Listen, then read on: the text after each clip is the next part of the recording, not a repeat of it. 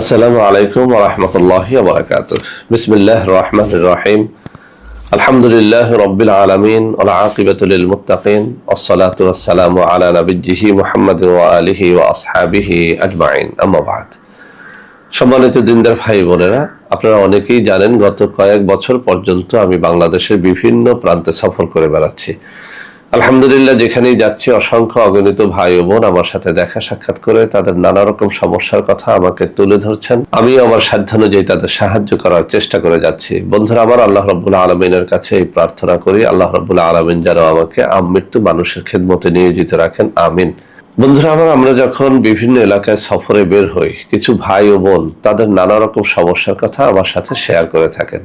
তার মধ্যে একটা অত্যন্ত জটিল সমস্যা হচ্ছে স্বামী স্ত্রীর মধ্যে বনিবনা না হওয়া। এটা একটা জটিল সমস্যা। বিশেষ করে এই যুগে এসে আমি এত বেশি ভাই বোনের অভিযোগ পাই যে অনেকেই বলে থাকেন স্ত্রীর সাথে বনিবনা হচ্ছে না, অনেকেই বলে থাকেন যে স্বামীর সাথে বনিবনা হচ্ছে না। তো আজকে আমার এই ডান হাতে থাকা কিতাব থেকে অত্যন্ত চমৎকার একটা তাবিজ শেয়ার করব।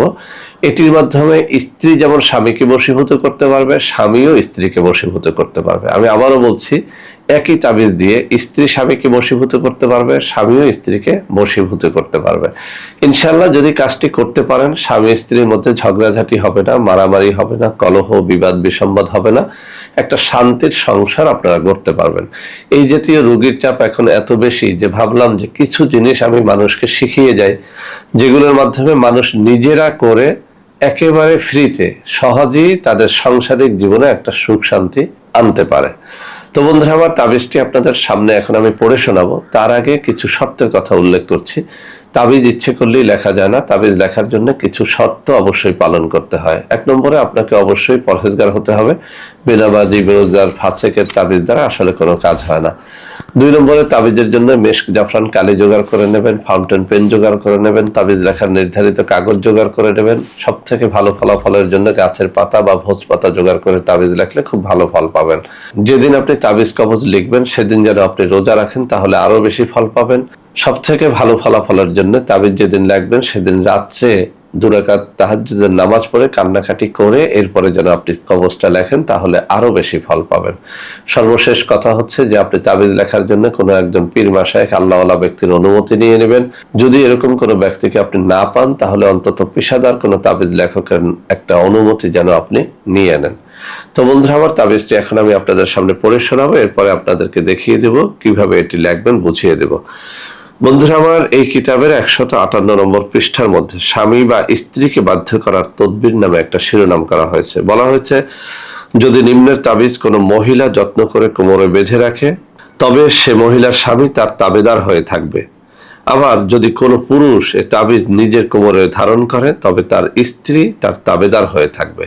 কথাটা কিন্তু অত্যন্ত সুন্দর। আমরা বেশিরভাগ তাবিজ দেখি হয় স্বামীর জন্য হয় অথবা স্ত্রীর জন্য হয়, কিন্তু আজকের নকশাটি একেবারে সহজ, সুন্দর এবং পরীক্ষিত। বারবার বলছি, এটি পরীক্ষিত। আমি বহুবার এটির দ্বারা অনেক মেয়েদের উপকার করেছি, অনেক পুরুষের উপকার করেছি। অতএব আপনাদেরকে বলবো, যারা স্বামীকে বশীভূত করতে চান এটি যেন একটু করেন, যারা স্ত্রীকে বশীভূত করতে চান তারাও যেন এটি করেন। আমি আবারও পড়ে শোনাচ্ছি, স্বামী বা স্ত্রীকে বাধ্য করার তদবির। যদি নিম্নের তাবিজ কোনো মহিলা যত্ন করে কোমরে বেঁধে রাখে, তবে সে মহিলার স্বামী তার তাবেদার হয়ে থাকবে। যদি কোনো পুরুষ এ তাবিজ নিজের কোমরে ধারণ করে, তবে তার স্ত্রী তাবেদার হয়ে থাকবে। অত্যন্ত চমৎকার তাবিজটি আপনাদের সামনে এখন আমি উপস্থাপন করছি।